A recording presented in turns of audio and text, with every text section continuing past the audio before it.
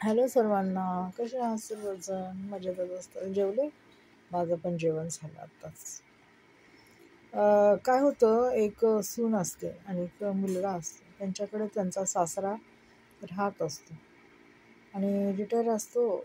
आणि तो एक दिवस सुनेला म्हणतो की काय तू आज पनीर बनवणार होते, तर बनवलं नाही का? तर सून म्हणती नाही बनवलं, कारण का पनीर थोडंसंच होतं, तर तुम्ही ही भाजी खा. म्हणजे काहीतरी भाजी असते ती देते.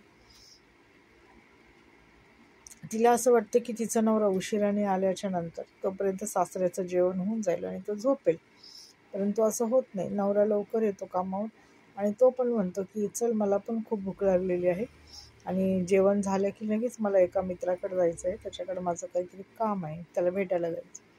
ती म्हणते का एवढ्या लवकर तू जेवायला लागला? म्हटलं अरे जेव दे, मला खूप भूक लागलेली आहे. ती म्हणती नाही, आपण दोघं जण संगती जेवणार होतो ना. तो म्हटला नाही नाही, मी माझ्या मित्राला सांगितलं की मी लवकर येतो, जेवलो की लगेच तुझ्याकडे येतो. तर तो जेवण मागतो, तर त्याच्यात ती पनीर वाढते. त्याला पनीर वाढते तर बाप बघतो की हिने मला पनीर नाही दिलं आणि नवऱ्याला पनीरची भाजी वाढली. तर तो मुलगा विचारतो की का ही भाजी दिली वडिलांना? तर ती म्हणते नाही, त्यांचं पोट दुखत होतं, त्यांना पोटाचा त्रास होता, त्यांना पनीर पचणार नाही म्हणून त्यांना ती हलकी भाजी दिली. तर मुलगा हे म्हणतो ठीक आहे, जाऊ दे, असं म्हणून तो जातो त्याच्या मित्राकडे. मित्राच्या घरी गेल्याच्या नंतर तो जातो आणि काय होतं, काही दिवसांनी त्याची सासू घरी येते.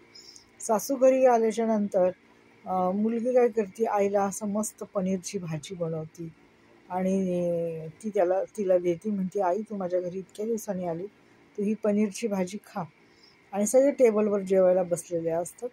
आणि तेवढ्यात काय होतं, जावई म्हणतो नाही नाही, तुम्ही लौकी की सब्जी खाना, कारण का लौकी की सब्जी तुम्हारे लिए बहुत अच्छी है, पनीर मत खाओ, पनीर से तुम्हारा हाजमा खराब हो जाएगा.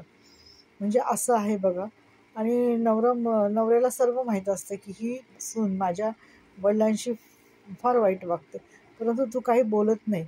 आणि नंतर तो त्याच्या आईला म्हणतो की तुमची मुलगी बघा आमच्या वडिलांशी अशी वागते, म्हणून मी तुमच्या संगती असं वागलो, नाही तर मला तुम्ही पनीरची भाजी खाल्ली असते तरी काय प्रॉब्लेम नव्हता. कारण का तुम्ही काय, आई आणि माझी आई काय ह्यात तुम्ही फरक नाही करत, परंतु तुमची मुलगी माझ्या वडिलांना म्हणजे सासरा म्हणून, वडील म्हणून मानत नाही आणि ती वडिलांसारखं ट्रीट नाही करत. जर तिची आई वडील असते आणि तिने असंच वागली असती का? सासरा आहे म्हणून ती अशी वागते. आज मला माझ्या वडिलांनी इतकं शिकवलं, लहानचं मोठं केलं, आज मी एवढ्या मोठ्या पदावर आहे, ही माझ्या वडिलांच्या कष्टामुळेच आहे ना. तर साधी पनीरची भाजी माझ्या वडिलांनी मागितली, तर माझ्या वडिलांना तिने पनीरची भाजी दिली नाही, तर द्यायला पाहिजे होती ना, म्हणून मी तुम्हाला असं केलं. तर तिची आई म्हणती का असं केलं तू? असं करणं चांगलं नाही, माहिती आहे का? आज त्याच्या वडिलांनी त्याला शिकवलं म्हणून तुला एवढा शिकलेला आणि एवढा पगाराचा मुलगा भेटला नवरा म्हणून. तर बघा, हल्ली असं बहुतेक ठिकाणी आहेत, मुली लग्न करून आल्या की त्या मुलावर आईबापांना हक्क गाजवू देत नाहीत, त्यांच्या पैशावर हक्क गाजवू देत नाही, घरावर नाही, कशावर नाही. त्यांना असं वाटतं हा नवरा म्हणजे फक्त माझा एकटीचाच आहे, मीच ह्याची मालकी नाही, मी जसं म्हणाल तसं ह्याने खावं, मी जसं म्हणाल तसं ह्याने राहावं, मी जसं म्हणाल तसं ह्याने वागावं. परंतु मुलांना पण सगळं माहिती असतं की बायको काय आहे, कशी आहे आणि कशी वागते ती. परंतु काय करणार, ते थोड्याशा गोष्टी कानामागं टाकत असतात, कारण का त्यांना असं वाटतं आज ना उद्या ही सुधरेल. पण काय सून काय सुधरत नसते. म्हणतात ना, सुधारण्याची त्यांची काही चिन्ह दिसत नाही. आणि वडिलांना किंवा आईला म्हणजे सासू सासऱ्यांना अशा मुली भयंकर यातना देतात. त्या मनात ठरवूनच येतात की सासू सासऱ्यांना पासून मी ह्यांचा मुलगा कसा तोडून घेईल. पण तो असं नसतं. तू जर आज त्यांचा मुलगा तोडला आणि उद्या जर तुला मुलगा झाला आणि तो जर परस्त्रीने तोडला, तर तुला काय यातना होतील हे तुला म्हातारी झाल्यावरच कळणार, हो की नाही? तसं तुला कळणार नाही.